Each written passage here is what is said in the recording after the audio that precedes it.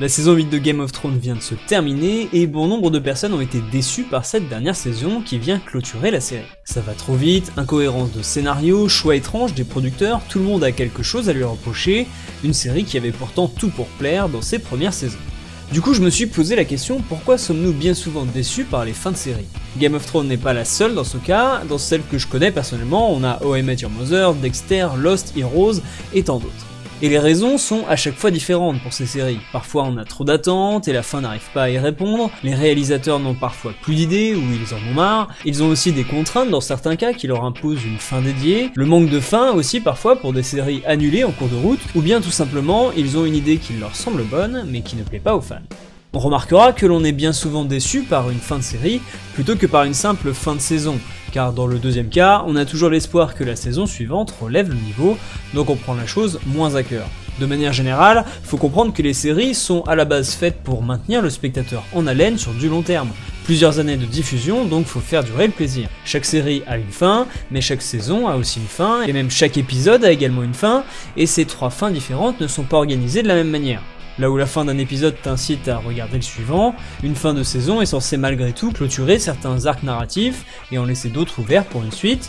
La fin d'une série par contre doit mettre un terme aux arcs narratifs principaux de l'histoire, c'est en tout cas ce qu'on s'attend à voir. Et là où les showrunners ont l'habitude de faire des fins d'épisodes et des fins de saison, parce qu'ils en font bon nombre dans leur carrière, les fins de série, ils n'en font pas tant que ça, une par série, en toute logique. Et on se dit parfois qu'ils ont du coup moins d'expérience dans ce domaine, ce qui laisse souvent place à des fins ratées aux yeux du spectateur.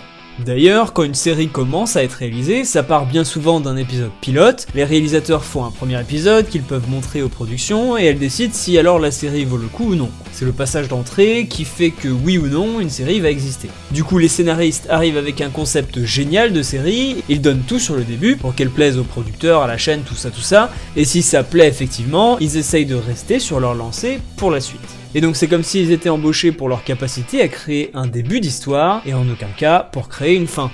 Par la suite de la série, ce n'est plus vraiment la qualité qui compte, mais c'est plus l'argent qu'elle permet de générer, même si c'est lié, évidemment. Là où c'est fort dommage, c'est que la fin est souvent le dernier souvenir que l'on aura de cette série, et une fin qui nous déçoit vient ternir à jamais une série tout entière, alors que les séries avec des fins de qualité sont marquées par le sceau de la victoire, comme si elles étaient validées pour de bon comme étant une bonne série.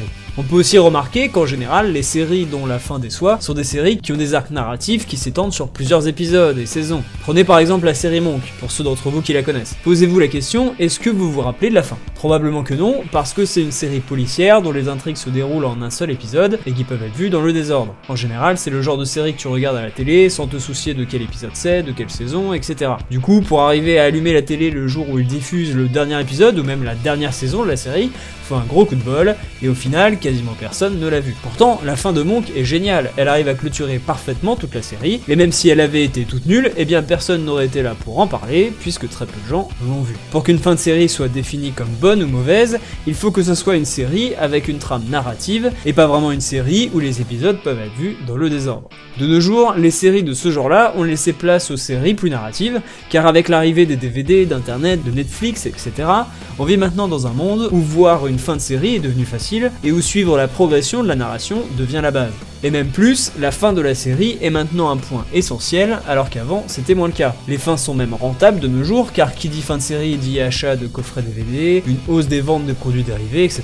Les scénaristes l'imaginent donc souvent plusieurs saisons à l'avance, pour ne pas foncer dans le mur. Dans le cas de Game of Thrones, c'est a priori ce qu'ils ont fait, mais leur volonté de plier vite fait la série en 6 épisodes, alors qu'ils avaient l'opportunité de rajouter des épisodes supplémentaires, a clairement causé du tort à la série, selon bon nombre de ses fans. Si on reprend la liste des séries que j'ai citées au début de cette vidéo et dont la fin nous a déçus, qu'est-ce qu'on remarque? Eh bien, ce sont tous des bonnes séries à la base. Elles ont réussi à convaincre et à se trouver un public. Et si ça n'avait pas été le cas, personne n'aurait été déçu. Pourquoi être déçu d'une fin nulle, d'une série nulle après tout? La déception d'une série est donc quelque chose que seules les bonnes séries peuvent connaître. Cela dit, on n'est pas déçu par les fins de toutes les bonnes séries, on a souvent l'impression que ça se joue à pile ou face. Reste maintenant à savoir si une mauvaise fin viendra gâcher toute la série dans notre cœur, ou si on l'aimera quand même sur ces bonnes parties qui resteront dans nos souvenirs.